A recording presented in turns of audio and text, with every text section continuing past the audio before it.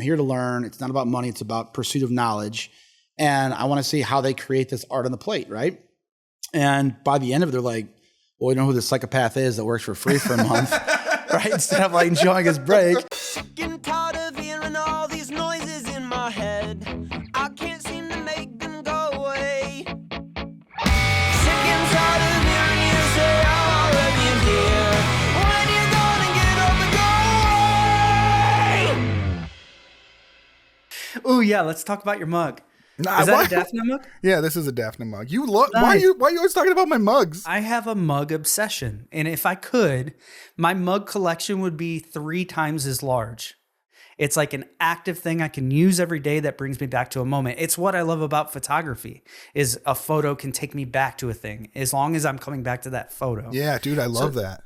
It sounds stupid, but mugs are like a very active decision. If you're not just doing a fucking collection of just like one style of mug, like it says something about you. That says something about like the style you like. It says something about an artist you interacted with. Like I'm very particular about like t-shirts, or I'm like, you know, I have so many prints that I'm like, I kind of have to rotate. You know what I mean? Yeah, so it's like I don't really have totally. like, so it's like that's not always the answer, but a mug, man. I love shit like that. That's why my office looks the way it does. I am a tchotchke motherfucker. God, I love it. And mugs are just part of that. God, I love it. Yeah, and Luke's like that too. Well, you're kind of jumping the gun a little bit, but I'm sorry. that's I'm just okay. saying. That's okay. I'm realizing that, yeah, like he values that too. Sorry, do your thing. Yeah, and shut then up we'll for a get into second. it. You shut up for All right, 1 second. Go ahead. Shut your fucking mouth. You can't hurt me. I love you too much. Challenge accepted. I'm just kidding. I don't want to do that. I don't want to do that. Hey, everybody. Welcome back to Bad Ideas Social Club. My name is Aaron McCall. And I'm Joe Matteson. And as Joe scooped, we packed up our gear and trotted out to Holland, Michigan to hang out with chef, sommelier, and restaurateur Luke Grill. Now, Luke's the guy behind 1983 restaurants and spots like 76, Public, Lovejoy, and Obstacle Number 1, which is where we had this conversation over some cocktails at 10 a.m. Yeah. I fucking love my job. Yeah, that's right. Same. We talked about how working in some brutally intense kitchens helped shape him, chasing knowledge and experience before a paycheck, and how he learned to balance artistry with the reality of a restaurant still having to make a profit, but also not at the expense of the dining experience. So, you know, talking to Luke kind of makes me think about how much of the world has shifted towards convenience over craft and real experience, like the kind of thing that like really changes you.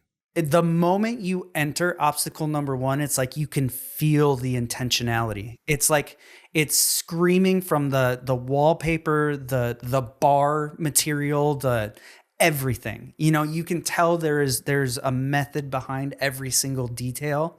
And I truly believe that stuff sticks to people, that they leave there thinking, oh shit, everything you point to in his restaurants, he has a story behind why it's there and how it ties back to his past or how it ties into the story of the restaurant. I wasn't sure if you were lagging or if you were just waiting for me to do my job. Oh, that's okay. But before we dive in, don't forget to follow wherever you're listening. Leave a 5-star review and don't forget to tell your friends. Also, this thing runs off of merch sales and listener support and reviews. So help us out. Go do that stuff. And here's my conversation with Luke. All right. So let's just not do the weird, awkward, how do we start a conversation thing? Okay. let's start talking. Cheers, man. Cheers. Absolutely. What are we drinking? So this is it's our namesake cocktail, the Obstacle Number 1. And when I was developing the concept for this particular restaurant, I wanted a cocktail that I thought could stand the test of time, but also something that had a little bit of personal relevance to me. So my last name is Grill. I never wanted to name anything after myself though. And so there's no grill in any of my restaurants, anything like that. And so I wanted to have subtle ways to kind of, and a little homage to, you know, my history, my background, all those things. So like obstacle number one, for example, my favorite band is Interpol. The first song I ever listened to by Interpol was obstacle number one. So I thought, what a cool way to kind of, I don't know, kind of give myself a little bit of a kickback on kind of give yourself a little rub there. Yeah. And so then this cocktail, I wanted to be a whiskey-based spirit because whiskey is my favorite spirit. But then I grew up, my grandfather was a carpenter, and his favorite wood was walnut. He loved using walnut. It's a really hard wood. It's beautiful to work as a carpenter.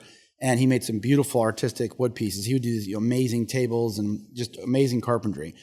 Well, this cocktail is a play on black walnut. There's a black walnut bitters. There's a black walnut liqueur. And then there's also a cardamom and black walnut tincture we make house made. And so it's kind of this really cool interplay with the black walnut flavors, but then also in Michigan, there's a lot of sugar maple trees. And so I want it to be kind of local at the same time. So it's a maple, black walnut, and bourbon flavored cocktail. It's the first cocktail I made for this restaurant, and we sell gobs of it. People love it, and it's like really smooth, you know? It's like dangerously smooth. Like, you want to give me the secret on how to make a cocktail smooth? Give me it. For all your people. So when people make a cocktail at home, what they don't realize is there's a lot of burn of alcohol, right, that hits you right here in the back of your throat. Yep, that's how I do it. Yes. And when you're in a cocktail bar, people don't want to taste that. They want just something nice and smooth and buttery and silky that just kind of goes down, where they don't have that burn, or is what people call it, right? So in professional cocktail bars, you what's called pre-dilute every cocktail. What that means is you add some water to the cocktail when you're making it before you put it over ice. What that does is it actually dilutes the cocktail a little bit. There's still 2 ounces of liquor in here. But then when you taste it, it doesn't have that burn because there's more water content. And then also when you're drinking it, if it's pre-chilled, when you put it on the big rock or whatever it is, it doesn't get too watery. And so you get the combination of a smoother cocktail with less burn, and it also doesn't taste watery when you're done drinking it. So the last drop is as good as the first. And most people don't realize that. And so water is the key to a really, really good cocktail and pre-dilution of cocktails. So dude, you're a little techie, but you know. Dude, your palate is so much more advanced than mine. I would make, I was just going to say, I'll make something like this, but I'm never going to make anything like this. Yeah. But like, I'll make something at home and it's just going to hurt. Yeah. The whole way. Correct. You're right. Yeah. No, totally. And at home, I'm like, this is fine. Yeah. This is good, dude. But your palate, like, it's not just food. It's not just the cocktails. Like, you know your way around a bottle of wine. Yeah, actually, absolutely. I love wine. I was actually really into wine when I started my career in Chicago. And kind of one of the things I wanted to do was be a complete restaurateur. And I saw myself, in the kitchen, cooking and doing all those things. But then there was this other world out in the front. And in particular in Chicago, there's a huge wine kind of influence in all the restaurants. And so I started saying, I want to kind of get into that world. And there's what's called the Court of Master Sommeliers, or they're based out of London, England. And it kind of started as these people saying, hey, if we go somewhere in Switzerland or America or Argentina, we want to know that the person selling us wine knows what they're doing. And so this group got together and said, what if we kind of started a coalition or a group, or, called the Court of Masters, where anywhere in the world you are, if someone that's in this court, in this kind of fraternity, if you will, we know they know what they're talking about. And so I kind of got into that, started, going to tastings and learning about wine. So I'm actually a certified sommelier through the Court of Masters. There's 4 levels. And like, for example, the master level is like only around roughly 300 in the whole world. Oh shit. Yeah. So it's a really, really, exclusive club. And there's advanced, which has about probably 4,000 or 5,000. And then mine, which is about 15,000, 20,000 people. And again, these are rough numbers. These years ago, I could be completely wildly wrong, but those are general give or take guesses. This could be complete bullshit. It could be, yeah.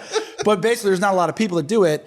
But what it does is it gives you kind of some chutzpah and some credence that you're talking about. And so I really got into wine. I've got a wine cellar in my house.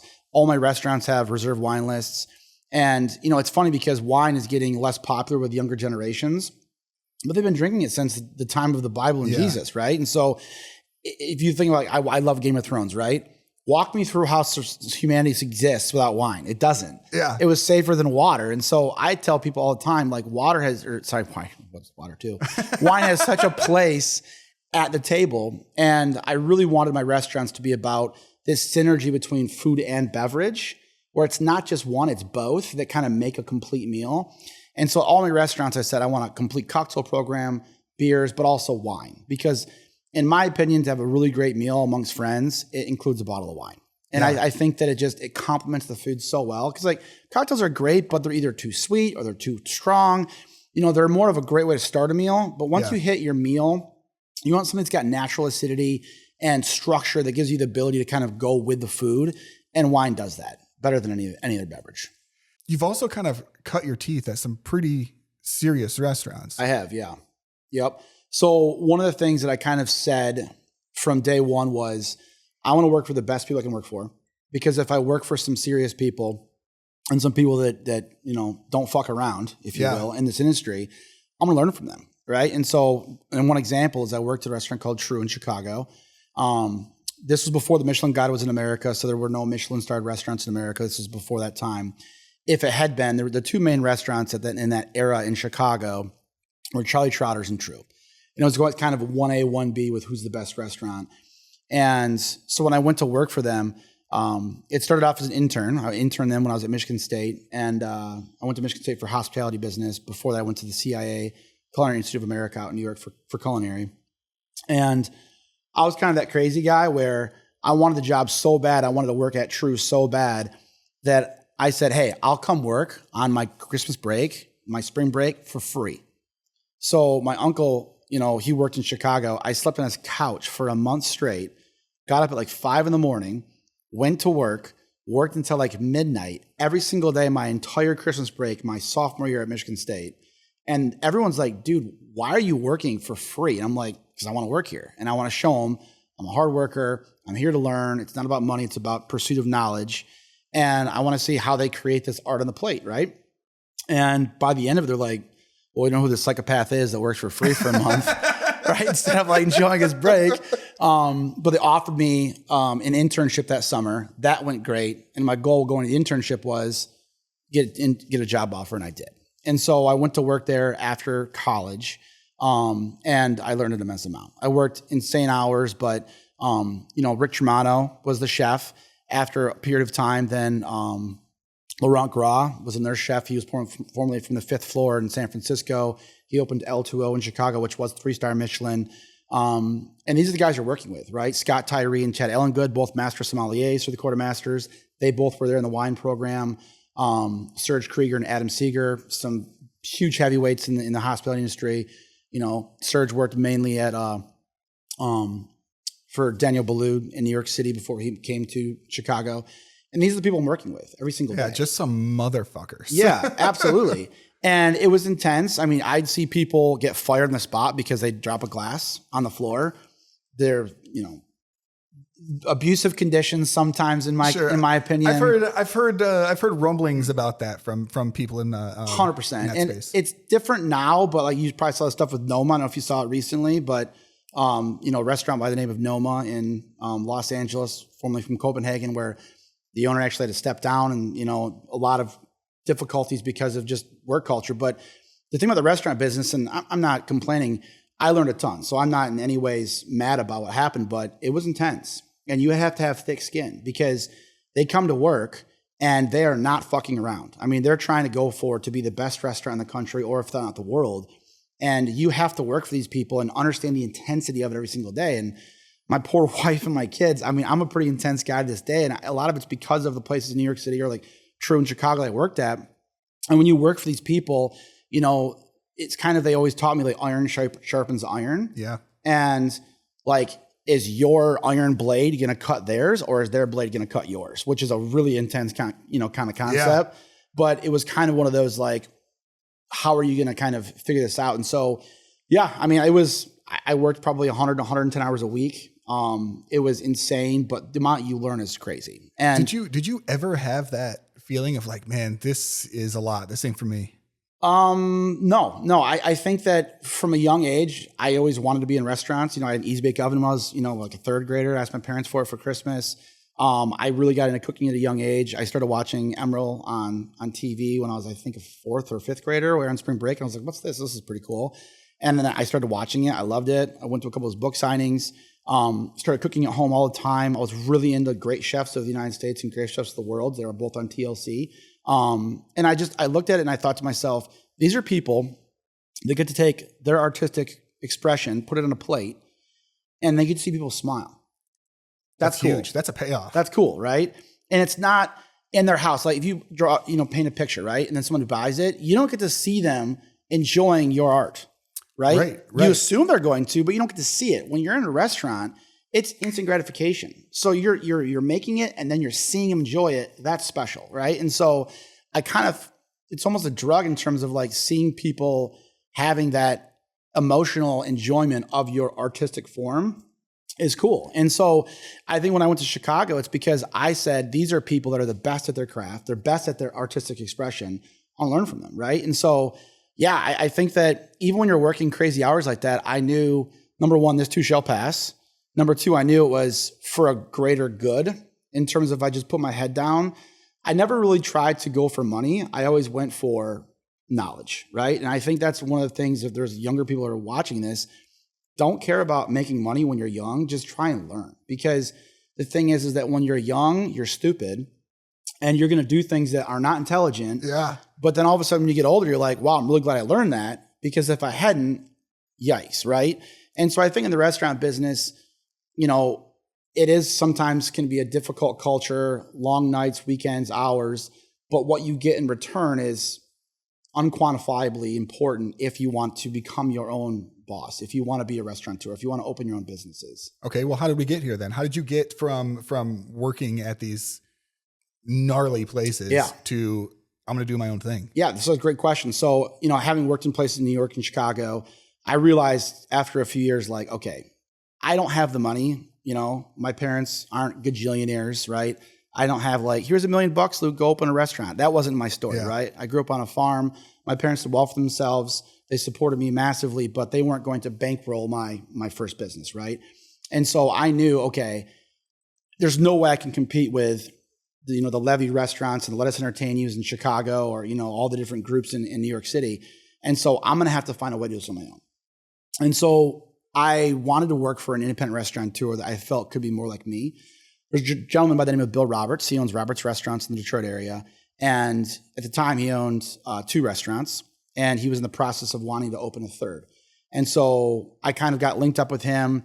I decided and kind of realized, Chicago's great, but I'm never going to be here long term. I can't afford it. I need to go and find out, how does an independent restaurateur that's in a smaller market work and own restaurants? And so I met Bill. I actually, believe it or not, had applied for an internship for him at the same time as when I applied at True as a backup plan. Because I'm like, well, if True doesn't get me in, I need to go somewhere, right? And Bill, in my opinion, is the best restaurateur in the state of Michigan. And so I said, if I'm not going to work at Let Us Entertain You at True, I want to work for Bill. And then I got the internship at True, which kind of led me to getting there, a job in the career and all that. So I ended up not going with Bill. But then when I wanted to leave Chicago, I said, I'm going to work for Bill. So I went to work for Bill. He owned 2 restaurants, opened a third called The Town Tavern in Royal Oak.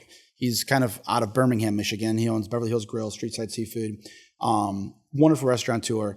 And he just does everything the right way, right? The thing I think was interesting about working for Bill was he taught me the ins and outs of how to run a small restaurant in a smaller market correctly, right?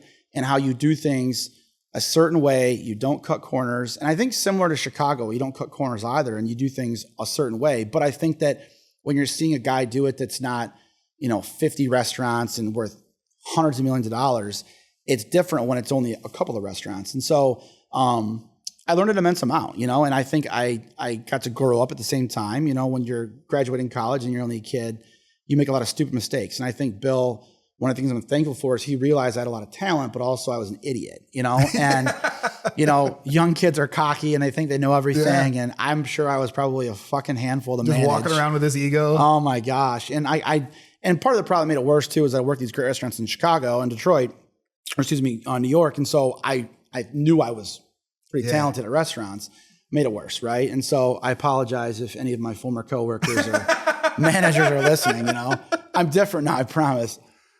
But no, the thing is that things like, how do you build a pro forma?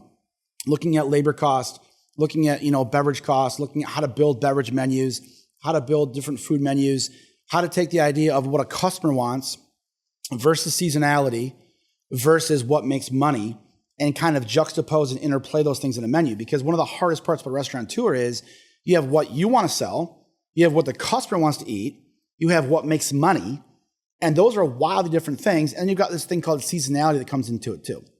And so the hard part about this is, one of the things I think is unique about me and how I run restaurants is I consider myself a business person first, because at the end of the day, you're here to make money. Yeah. And then unfortunately, maybe an artist second, because what I've learned over the years is, and I think Bill taught me this, is your art can be great, but if it doesn't return on investment, what's the point, right? And so there's a lot of restaurants out there that are beautiful, wonderful restaurants that are artistic and gorgeous and serve amazing food, and they're chefy and chef driven and all this, but then they don't make any money. And I think the biggest thing for me is that Bill taught me is you can still provide wonderful art and to make money simultaneously. And I think when I was at True, it was the opposite. It was the expression of art, and from a culinary standpoint, putting something so beautiful on the plate that the Michelin Guide or Relais and Chateau or, Forbes, whoever it is that's ranking me, has to give me all the accolades because of what it is. And Bill said, well, that's fine, but you also have to simultaneously make money. And so I think the last thing I would say that I learned is I saw two intrinsically different viewpoints on how to make a restaurant. From a standpoint of not cutting corners, everything's perfect, like in Chicago or in New York, versus yes, but you also have to turn a profit. And so what I then did was I took both of those things and said, okay, how can I take the idea of this in Chicago or New York and this in Detroit working for Bill and combine it? And I think what I've created is a company that, for me at least, I think is a really good happy medium of when people walk into my spaces, whether it be the interior design, the food, the service, there is an artistic element to it and a uniqueness and a boutique kind of quality to, I think, what I've tried to create and procure, but we also make money. Well, and it's so, these spaces that you have, they're so rich in story. Talk to me a little bit about, even the name 1983 Restaurants, I know goes back to your family. It does, yeah. Yep. I was born in 1983. And where? Yeah.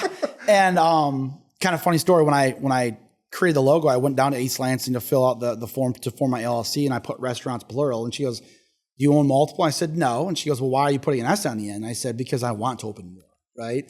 And so I think from day one, I kind of had this idea to do that. And then like 76, for example, in my other restaurants, my parents were married in 1976. I kind of wanted to pay homage to them. So yeah, to your point, Lovejoy, which is right next door to us right now. I grew up on Lovejoy Road. My grandparents, had a farm there. All my restaurants have definitely a personal connection to me. And I think that's something that I've really tried to kind of add into my restaurants as a piece of me, but subtly in a way that people wouldn't know unless they ask the question, right? But no, I think that at the end of the day, getting back to the original part of the question, was the interior design is a massive, massive part of, I think, how I view a restaurant. And I think one of the things that's unique with me is, I don't want to say they're overbuilt, but kind of. All my restaurants are, I think, really beautiful. They're all dynamically different looking. And the interior design, I think, is a tremendously huge part of the DNA of my restaurants and what I want them to be and what I want to look like, right? And so you take Obstacle, for example, which we're in right now, just the wallpaper was over $55,000. What the fuck? Yes. That's just the cost of the paper. And that's not installing it. And my interior designer and I, when we were working together, she's like, Luke, really? And I was like, fuck yeah. Like, it needs to have this connotation, this feeling of when you walk in here, you think you're in Chicago, right? And like those drapes. Let's not talk about how expensive those drapes were. And like everything in here, if you look up, there's actually a 5-piece crown molding up on the ceiling where the wallpaper delineates. And then above that on the ceiling itself, there's another piece of 3-piece molding that goes around the entire perimeter of the ceiling. And there are little details like this where nobody actually notices it. But when you just kind of look in the space, it kind of frames where your eye goes up and stops. And it's all these little details, if you look around this restaurant, that not one thing individually, I think, makes the restaurant, but then you start adding them all together. And there's a richness when you're sitting in the space where if you're drinking a $23 cocktail or a $21 or whatever it might be, you don't care, right? Yeah. Because I think that restaurants, I think it's more poignant today than ever, we have a responsibility to transform and have transformative abilities for guests. Restaurants have gotten so fucking expensive, and we're all to blame for it, because I'll say it for everybody. Restaurateurs got greedy in 2020, 21, 22, 23. Oh, it's inflation. Oh, and they just jacked their prices up way too much, inappropriately. Yeah. And I think that we're all to blame for it. Believe it or not, I actually just lowered every price at Public for lunch. Side note, my other restaurants, I lowered every price. And my cook's like, dude, you're crazy. What are you doing? I'm like, dude, it's too expensive. No one's paying $20 for a fucking sandwich. Yeah. Sorry, it's too much money. It's hard to do. Yes. And you wonder why they're going to Chipotle or Shake Shack? I'll tell you why. Because they can actually afford those places, right? Because they can spend $9 on a whatever. Exactly. And so I've become more convicted than ever that a restaurant's job is to transform and create a transformative experience where it's not just being fed. It's how are you satisfying their soul simultaneously as feeding them, right? And that comes down to if you skimped on interior design, if you skimped on menu design, food quality, all these things go into it. When somebody walks into a space, you have to make them think this is not just food, it's an experience. And I think that creating an atmosphere that someone can sit in with their loved ones or their friends, that allows you to do that, right? And when you don't create that holistic experience from the second you walk in the doors, you're losing something, right? And so I think part of the reason, like with the obstacle it's been successful, is there was an intentionality that I had with wanting it to feel transformative. And so, like, for example, when you walk in the host stand, you can't see the restaurant. When you open the door, you see a wall, right? And then when you do a 90-degree turn, you see another wall. All you see is the logo on the wall, right?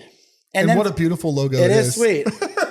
Aaron McCall, everyone. Does all my logos. But then finally, when you walk in the front, then you see the whole restaurant. But I think part of also too is there's this kind of like mystery of, well, where's the restaurant, right? You can't see it. There's no windows. They're covered. And then you kind of turn the corner and then finally you walk into the space and you're like, wow, like this is crazy, right? And then you already have this preconceived idea of like, okay, this place is badass. You haven't even had a menu yet. You haven't had a cocktail yet. You have no food yet. But you're in. But you're in, right? And then I think the other thing too of this restaurant that I kind of started, because it's the most recent one that I'd opened, was I said, it has to be multi-sensory as well. So when you guys walked in, you said, dude, this place smells good. It's not even open, right? Yeah. You smell, your sight. Like we have several cocktails that have a kind of performative element to them with fire shows and big flames and all that stuff. So when you're in the restaurant, it smells really good. You see flame shows and different, performative parts of the experience. Obviously the aromas or the taste as well, but then visual. And I think what people forget about is when you're in a restaurant, the more senses that you can engage someone with, you got them, right? Yeah, they're coming back. How do you get your meat hooks into somebody? And I think the biggest thing is you have to have multi-sensory, because at the end of the day, we're visual creatures, we're audio creatures. The more of these senses that you can kind of keep hitting off of, it really makes somebody kind of really want to come back. Well, when did it go from, simply cooking a meal to this? Yeah, great question. And I think that's why I went to work for those people. Because when I went to work, at a Jean-Georges in New York City or, at True in Chicago, they were already doing that stuff. This is back in the early 2000s. They were already starting to realize people want more than just to be fed. They want an experience. And I always told people, they're like, why are you doing this? Why are you working? It's like when I worked at True, based on how many hours it worked, I figured it out. It was like $3.13 an hour was what I was making, basically. And that was back in 2004. So not Scrooge McDuck money. No. It was, I was broke. I couldn't even afford groceries, right? I would eat family meal at the restaurant, and that was it, because I couldn't afford food. But the point is that what they gave me in return was the understanding and knowledge of where the restaurant industry is going and seeing this performative element of the restaurants. And I kind of realized, I think there's a lot of validity in what they're doing. And no, it hadn't been adopted yet wholeheartedly around the country. And so I started to say, if I owned a restaurant, I think this is the future, is you have to give people more than just food, right? You have to give them, again, like I said, how do you satisfy their soul? Well, it's more than just food. And so I think that when you look at the restaurant industry, there's been a lot of attrition. There's been a lot of restaurant closures. I think there's going to be a lot more in the next decade. The ones that are going to stay open are the ones that give you more than just food, right? And I think places that just try to say, hey, we have good food, you're smoked. Like, you're toast. Yeah. And if they were listeners, I'd say you have to find a way to do more than just have food. Because here's the thing. There's a lot of really good restaurants all around Holland or Grand Rapids that have great food. There's tons. Yeah. But then if you start thinking about, okay, who are the places that are really procuring and curating an experience where it's everything? There's a handful, right? And they're all knocking the ball off the cover, right?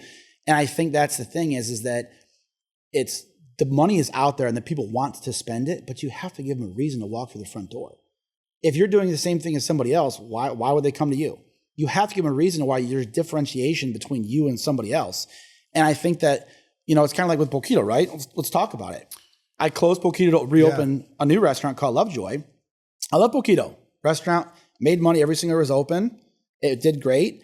But I looked at it and I said, do I think that in 5 or 10 years, Poquito is still going to be doing this well? And I said, no. And here's the reason. Why do people want to walk in the door to a restaurant? What's the predication on why someone comes to a restaurant to be fed, right? And it comes into that, what are all the things that go into why someone comes somewhere or not? And what I got back to is, life's gotten expensive, tariffs, inflation, all the bullshit. It's getting ridiculous. Yeah. I mean, just the idea of getting your car and driving to the grocery store and then getting groceries. Like, can we talk about, does anyone on this listens to this podcast shop anywhere other than Aldi or Walmart? Like, who goes to Meijer nowadays? It's too expensive. Dude, I have all of my shit delivered because I'm not leaving. That's sweet. Yeah. I'm not leaving. I go to Aldi because I'm like, dude, I'm not paying all groceries are crazy. But what I'm getting at is that it's gotten expensive.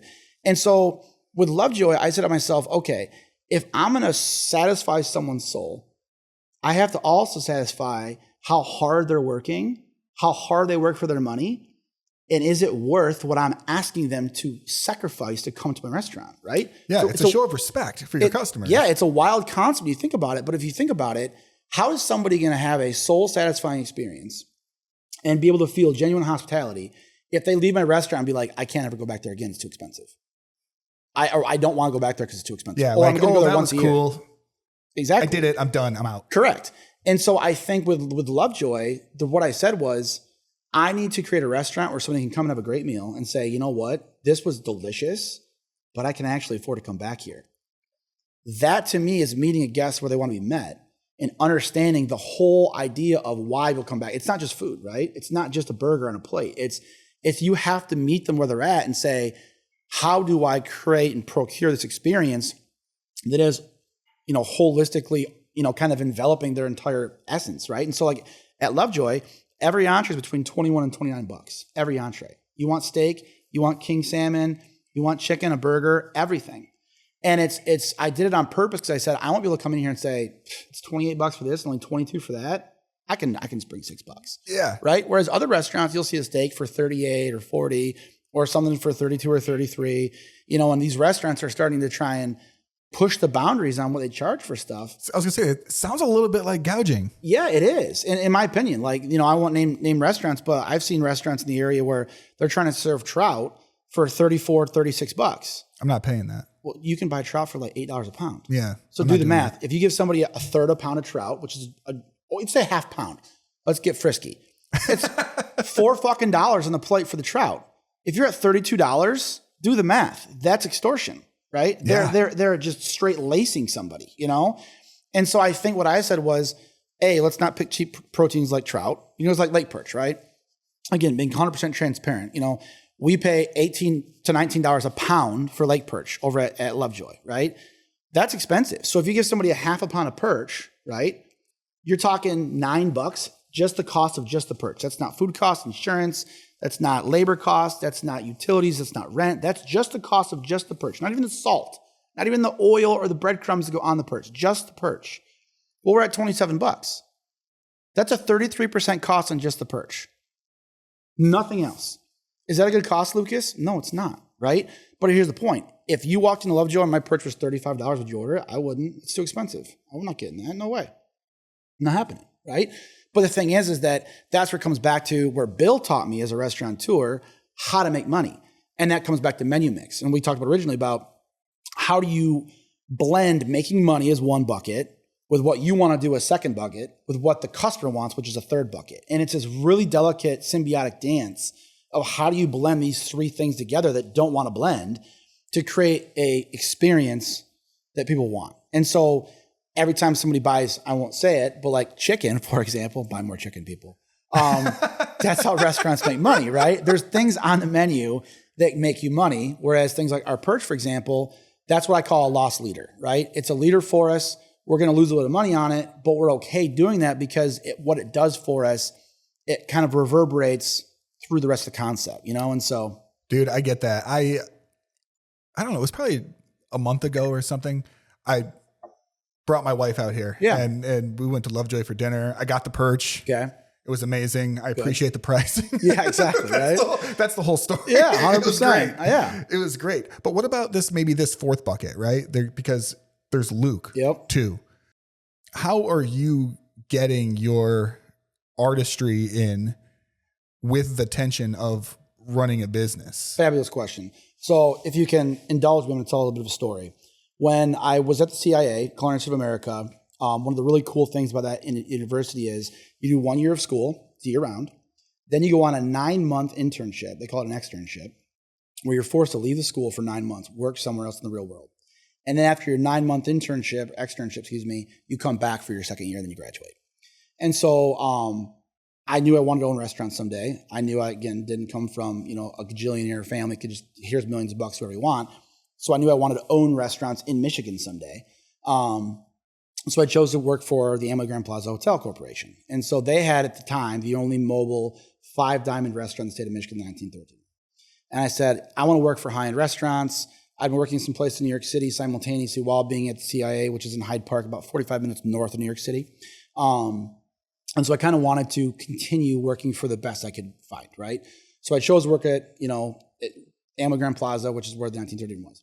Well, anyway, about 6 months into the internship, it was a really busy Saturday night, and this guest wanted a horseradish cream sauce.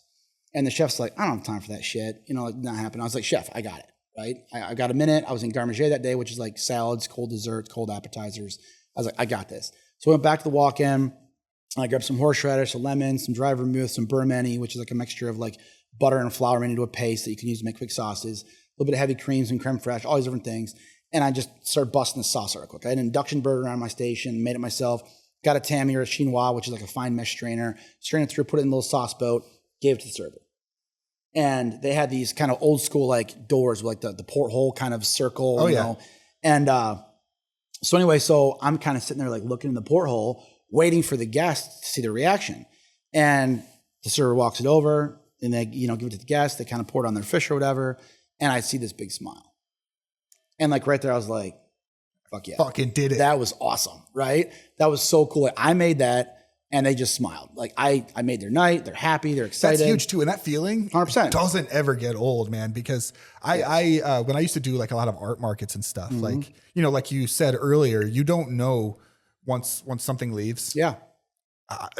The life that it has now. Yeah. But man, like when I would do these art markets, to have somebody I don't know come up and talk to me about something I made and like why it means something to them. It's killer. It feels like the same thing. 100%.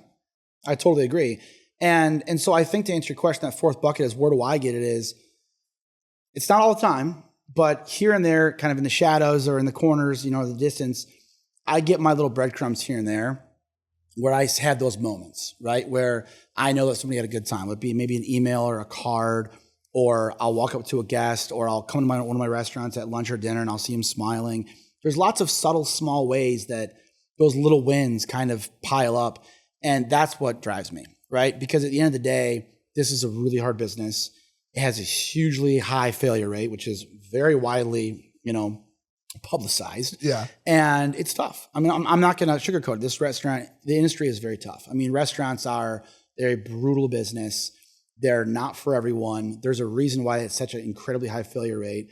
And, if you look at substance abuse issues, divorce issues, I mean, it's got it all, right? And I think that you have to have that fourth bucket. And for me, I think as an artist, when I see that when somebody resonates with what I've created, that's enough for me, right? I think at the end of the day, I think a lot of the creatives probably that watch your podcast and understand this will agree with me when I'm saying this is we want to be heard, right? We all are these individual, expressive, artistic people that have a voice, and we're all so different individually, but we all want acceptance. We want somebody to say, I see them for who they are, and they're perfect for who they are. They don't need to change, right? Because what they are is they're perfect. And I think that every one of us just wants somebody to recognize that what I'm creating is perfect and it doesn't need to be modified, right? And to all your Yelpers that come at people, fuck you. Because I hate it when people complain about stuff when someone's trying their best to create something in art, right? And I think at the end of the day, it's just, you have to give people the grace for understanding they're putting themselves out there and they're trying to do something and express who they are as a person. The truth is that when you pour yourself into it, you don't want someone to I guess, undress you like that, right? And so I think at the end of the day, we're all similar in terms of we want our expression to be appreciated and understood. And look, not everything's for everyone. That's okay. Then go find what you prefer and go there, right? And so I think that, that's kind of, I guess, how I would talk about that, because that's one of the hardest things is when you have this fourth bucket that fills you, it's also difficult because there's people trying to attack that fourth bucket. Yeah. Right. And how do you kind of protect it for yourself? How do you handle the rejection, the criticism, the bullshit of it all? With grace. I think that, kill them with kindness, the golden rule. I always tell my managers, we hire in the golden rule, do unto others. And so irrespective if someone's mean to me, says something horrible to me, we'll smile, we'll say we apologize, and, we'll do better next time. What about you though?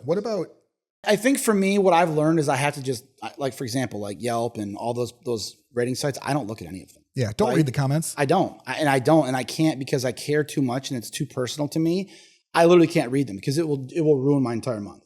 Right. And so it's really hard for me because I know there's probably people that hate on what I do. And I think to myself, like, do these people know how hard I've tried? Do they know how much time I've put into everything that I do? And like how much intentionality is into every single facet of every single square inch of everything in any of my restaurants? And so then when they say something negative, I'm like, these people have no clue.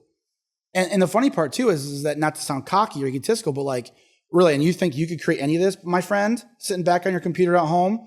Yeah. No, you couldn't. How's your grilled cheese? Exactly. How's your shitty grilled cheese? Yeah, exactly. And so it's like, it's hard too, because, it's people that are hating on something that they can't even do, right? And so that part of it, I think, also helps me understand. And I think the older I get, the more I have 4 kids, I have a wife, my focus is my family. And I think that I've learned if I'm true to myself and my employees and my family, that's all that matters. Yeah. Let's do a little cheers ski. Cheers, dude. How's the cocktail, by the way? Dude, it's so good. It's good, right? It's so hard not to just throw it back. I know. They're dangerous. This cocktail right here is one of those ones where you could have 3 or 4 of these, no problem, real quick. And like, it's dangerous. Okay, so let's talk about this cocktail for a second, because you kind of told me what was going on. But I remember when this place first opened, this was one of those things that had like that presentation and the whole thing. Correct. Does it still come? It does. Yeah. So right behind you, speaking of their artists, Centoani, they're a local carpentry company in the area. They built that. It's called a guerdon. It's a French kind of like cart.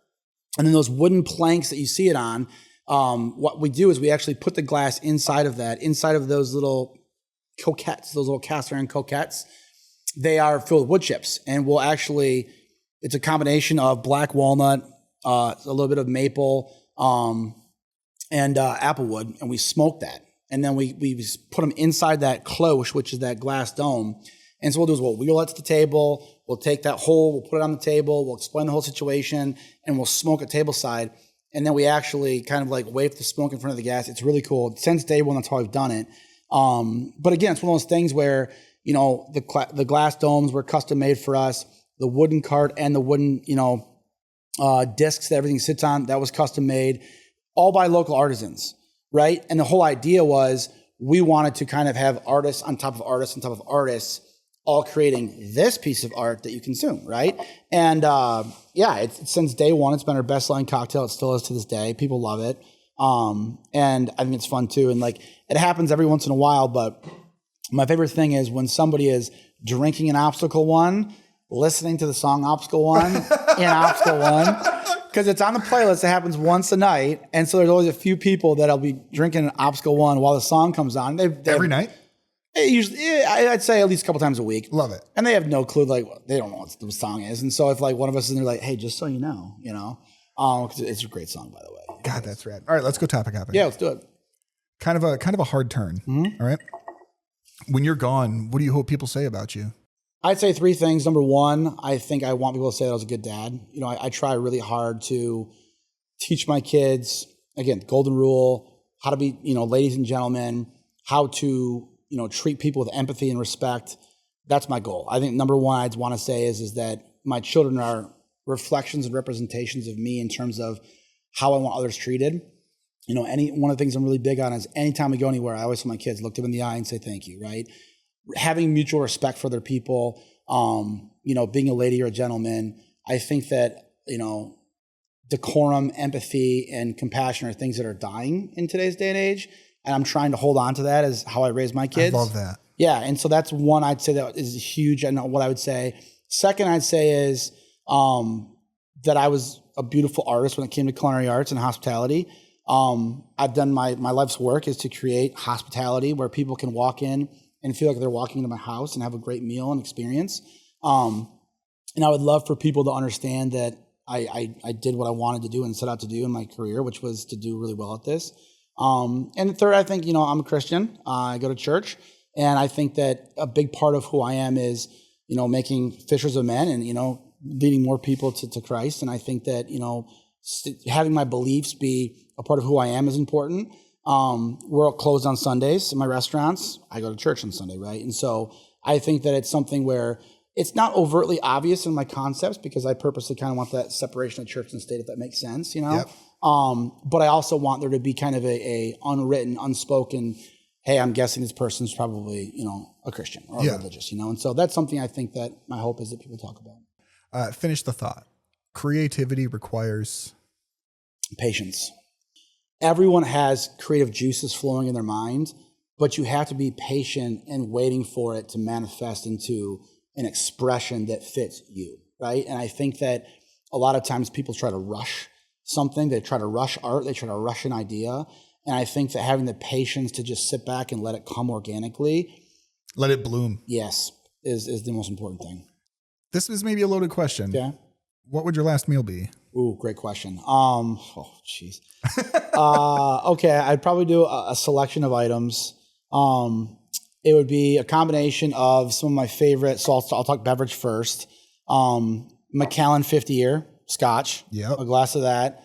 Never had it, but it sounds pretty good. It's my last. But you're going out. Go for it. 100%. My 2 favorite wines in California: Bond, Pluribus. Pluribus is a vineyard, single vineyard by Bond. And then in Bordeaux, Chateaubriand, 2 Cabernet-based blends. Love both those wines.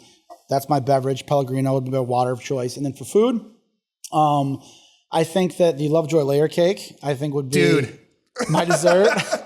That's on mine too. Oh yeah, it's so good. With brown butter gelato and bananas Foster. With those would be 2 desserts. Starting backwards, I don't know why I did that. Dude, when I brought my wife out here to go there, it's so good. So we got what's the one with the cream base with the caramel on top? Yeah, the caramel and cream. That's legit. Yeah. So we had that at the table, and I was like, "Why don't you put one of those pieces of cake in a box to go?" And then that was my breakfast. You're like, the next morning. Oh, it's so good. That was the way to start the day. Absolutely. And then for food, I would say it'd be kind of a combination of things. There's a restaurant called The Cove up near Traverse City, up in Leland. Their fish and chips. It's a whitefish fish and chips. Amazing. I would have that.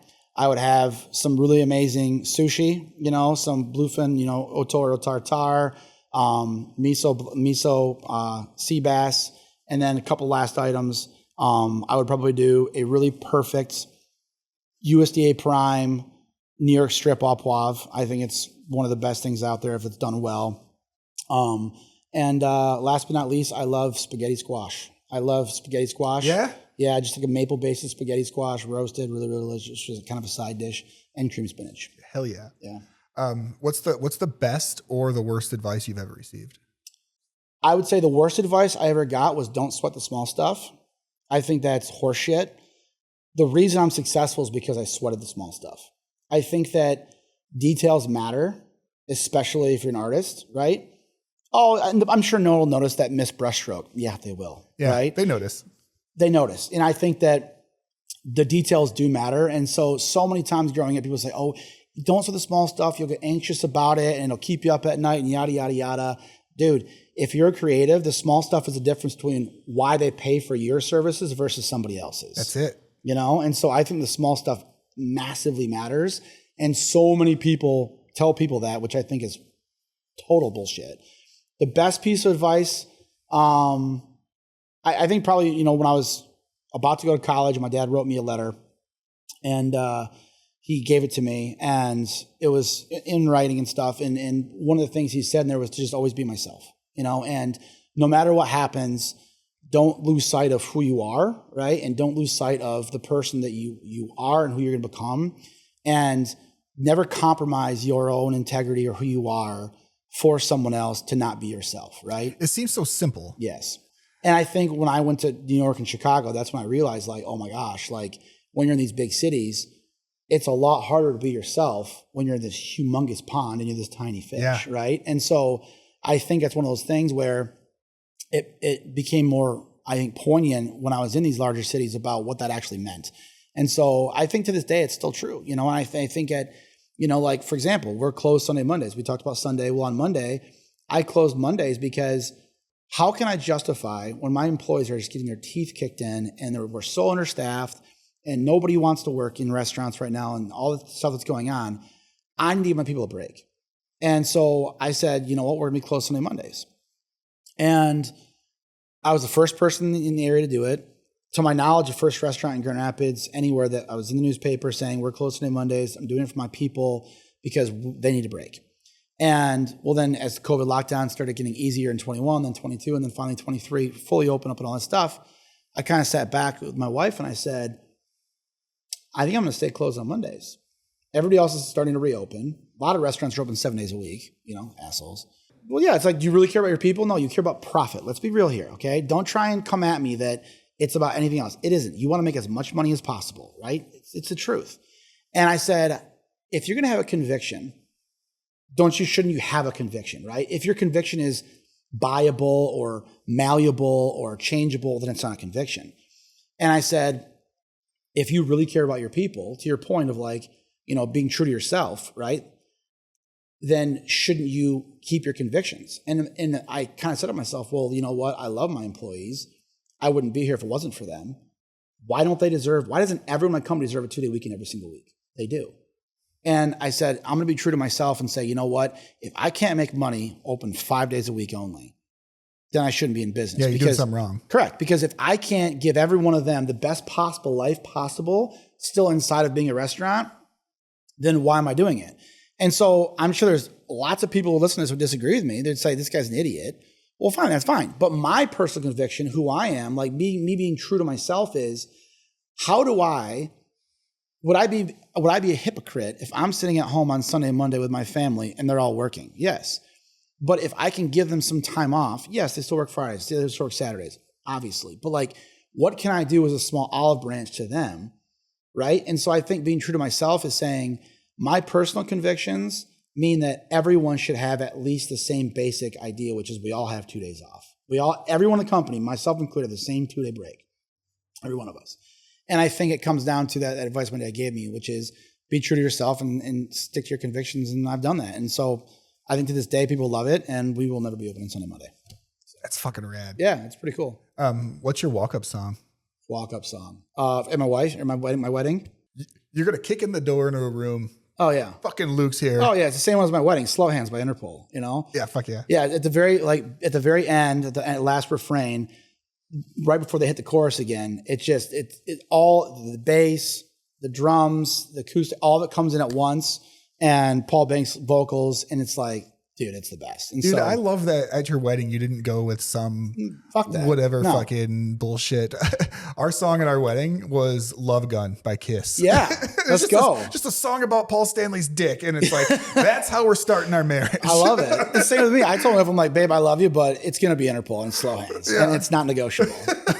Yeah. If that's a problem for you, then that's a bigger discussion. I agree. Yeah, no, 100%. What makes you feel most like yourself? I would say when I'm at home cooking, family's around me, fire's on, and I got a bottle of red wine. I love red wine. Open, having a glass of red wine, cooking, you know, kids playing.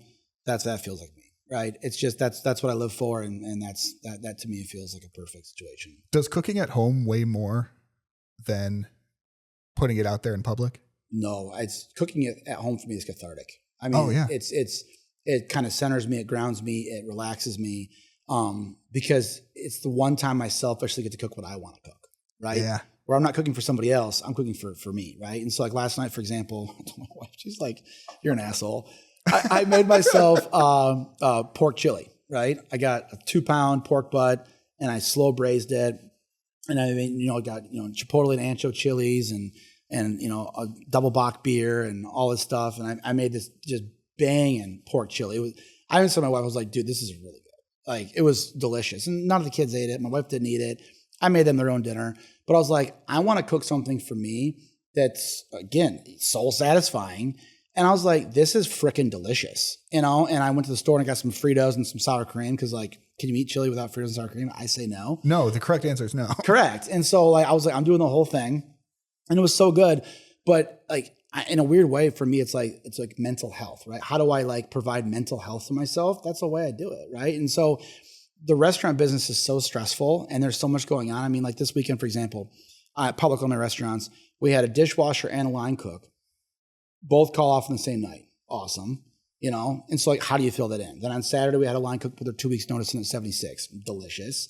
And I can, delicious. I can keep going, but like, that's every week. Like, people don't understand, like at Lovejoy, which was Poquito, we've had 5 dishwashers this year. All of them they quit on their own accord. Like, I don't think people understand how hard it is to run restaurants. And so you have to have a stress mitigation and kind of like way to get kind of center yourself, and like, how can you do things? And so, like for me, cooking's one of those ways I kind of just can relax a little bit. Do you have any regrets? No, I don't think so. Honestly, I think that, life's one of those things where you only get one shot at it. And I think to live unapologetically and unabashedly your way is the most important thing. And are there things I probably could have done this way or that way differently? Yeah, I'm sure. But like, you know what? At the end of the day, like, I love my story. I love who I am. I love myself. And I think that at the end of the day, I'm happy with who I am. If I could like answer the question, I probably could have like eaten one less cheeseburger when I was 15. Just being totally honest, keeping it 100, but no, in all honesty, like joking aside, I'm good with it. I've got one last question. Yeah. Yep. Are you okay? I'm great. It's funny that you asked that, like, are you okay? Because that's a question I feel like in society that people don't ask enough, and I feel like too many people white knuckle stuff, and people don't have the human decency to just ask that, right? And so I love that question. And I think it's very poignant. It's the last question, because I think it's one of those things where, especially for artistics, where you do pour your soul onto a plate, and people are so judgmental of what you do, because art is very subjective, right? Yeah. That the mental health part of like what you do, it's real, it really is. And I think that part of getting back to earlier parts we talked about, life's getting so expensive and all these different things, life's getting harder. And I think that people stopping to ask people a soul satisfying question like, are you okay? It's great. So I'm fabulous. I love that. That makes my day. Yeah. So, all right, man. Before we wrap things up, where can people find you? Yeah. So we are at 1983 restaurants. We own 4 restaurants, public restaurants in Zeeland at 131 East Main Avenue. Then we have 76, my second restaurant I opened, and that's at 52 West 8th Street in Holland, Michigan. And then our third and fourth are Lovejoy and Obstacle number 1. And those are at 90 and 92 West 8th Street, also in Holland, Michigan. Thank you. Thank you. Thank you for having us. I appreciate it. It was awesome. Let's get out of here. Yeah. See ya. Sick and tired of hearing all these noises in my head. I can't seem to make them go away. Bad Idea Social Club is an independent podcast made possible by merch sales, reviews, and listener support, and is created and hosted by me, graphic designer Aaron McCall, and co-hosted by photographer Joe Matteson. Music is Noises by Mike Mades in the Branches. Get Bad Idea Social Club wherever you get your podcasts.